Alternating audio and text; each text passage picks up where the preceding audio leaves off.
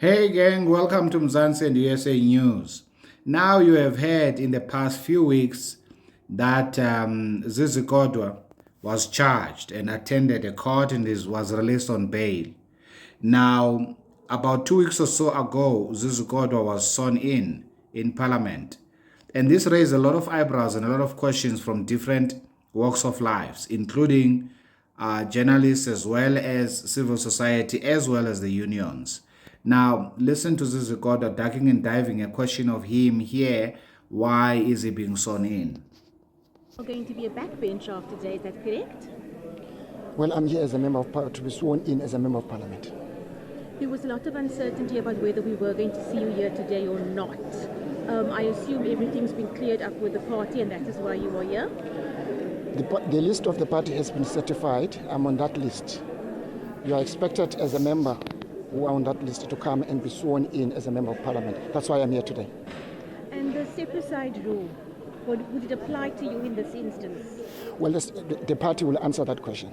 But I'm on the list which has been certified. That's why I had to come here, because for you to be a member of parliament, you have first and foremost to be sworn in, either by the judge or the acting judge. In this case, I think there's the acting judge of Western Cape. Mr. Kodwa, you were not sworn in on the 14th of June along with the other members of the African National Congress and the other political parties. Why were you not there? I'm sure you spotted me on the 13th at the City ICC. I came to register. That is when I got this card, not today. But in the morning of the 14th, I had some urgent family matters that I had to fly back to Johannesburg. I was ready to be sworn in on that day. Hence this offer to come here today, because for me to do any functions of a member of parliament, I have first and foremost to be sworn in. You appeared in court the other day. You were arraigned. Do you still maintain your innocence? My innocence, I think the state case is non-existent, but that matter, I'm not here about it now. We'll ventilate other matters when we have time. So as you can see, Odwa has no intention of personally responding to the question as to why has the step-aside rule not kicked in concerning him. Remember, people like Ace Makashule were subject to the same thing, and they ended up being asked to step aside from their very important roles in the ANC, such as the Secretary General. Okay, well, when this yo-yo behavior of rules for me and not rules for you, or rules for you and not rules for me, is implemented in any organization, what you normally have is chickens coming home to roast, as it is the case over here. Check this out. So the ANC Youth League Free State Provincial Executive Member, Phiwe Mathe, insists that he will not step down from his position, as the step-aside rule of the ANC does not apply to Youth League members. Mathe is facing charges of assault for hitting the mother of his child. The president of the Youth League, Colin Malachi, says the ANC's step-aside rule applies in all ANC structures and not just the mother body. To give us clarity on this and the impact of Mathe's actions, we are joined by Zama Kanyase, who is the spokesperson for the ANC Youth League. Zama, very good morning to you. Thank you so much for making time for us. Just the initial response of the ANC Youth League on the charges that Phiwe is facing. Good morning. Well, we've heard of the charges. The leadership of the ANC Youth League in the province is following the case very closely, reporting to the Secretary General of the ANC Youth League. And well, it goes without saying that the ANC Youth League and all structures under the ANC umbrella have stood strongly against gender-based violence and all other kinds of crimes. That is exactly the reason why the ANC came up with the step-aside resolution, which I think it is unfortunate that our member then says the step-aside rule does not apply to them, because actually, if there is something where the Youth League is silent on a matter, the ANC is the mother body. It means that we then take wisdom from the ANC. And I think it was a very appropriate decision taken by the ANC, because we cannot continue with a situation where we have such matters that contradict what the ANC stands for. So it is our hope as the ANC Youth League that our member is going to deep into his conscience and actually apply and comply, because either way, the ANC Youth League will be handling the matter internally, and we will enforce what needs to be enforced. Yeah. Have you spoken to Phiwe since the incident? Like I'm saying, that the leadership of the ANC Youth League in the province, because you'll remember that he's a provincial executive committee member of the ANC Youth League, are the ones that are handling the matter, reporting to the Office of the Secretary General. So it is definitely a matter that we are looking into, and it will reach its finality. Remember that the step aside resolution does not mean that we overlook the fact that there is a court process that must conclude. It does not overlook the fact that everyone must be given a chance to prove their innocence or they are proven guilty by the court of law. What it merely says is, whilst you are attending to your matter, whilst you are clearing your name, step aside from your responsibilities, because you'll remember that before you'd have situations where now the ANC, it seems as if, or the ANC Youth League or other structures within the movement now need to show support or show disregard to a member, whereas the matter does not belong internally in the organization, it belongs in the courts. So this rule actually assists everyone, including the individual in question, because it gives them a chance to go and clear themselves. As soon as you are cleared, if you are cleared, then you can resume your responsibilities. Yeah, but with the Mathe issue, did you speak to him, and did he give any clarification around why he believes that the ANC step aside rule does not apply to him?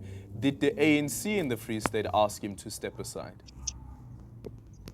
Well, that remains to be known in terms of the ANC, because, like I'm saying, ours is more on the ANC Youth League side, which I know for a fact that the leadership of the province has been attending to the matter, and we know that for a fact that it is expected that he should voluntarily step down from his duties in the meantime, whilst he continues with the case and begins the process of attempting to clear his name if it's cleared. So we will reach out, obviously, to the ANC and check that in terms of the ANC now, have they been able to deal with the matter? But he is a peace member of the ANC Youth League and not of the ANC. So as the ANC Youth League, we are saying that the rule definitely will apply. And we obviously, all the time, we always give our members a chance, because it is our expectation that they know what we stand for. They know the culture of the movement.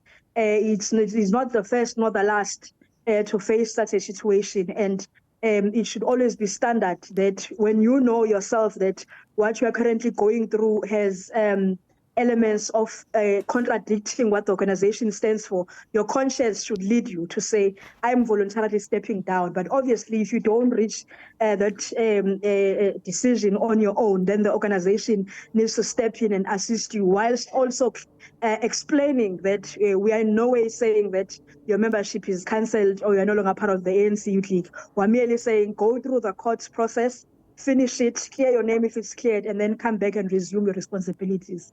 Yeah. Do you guys understand all of what this lady is saying?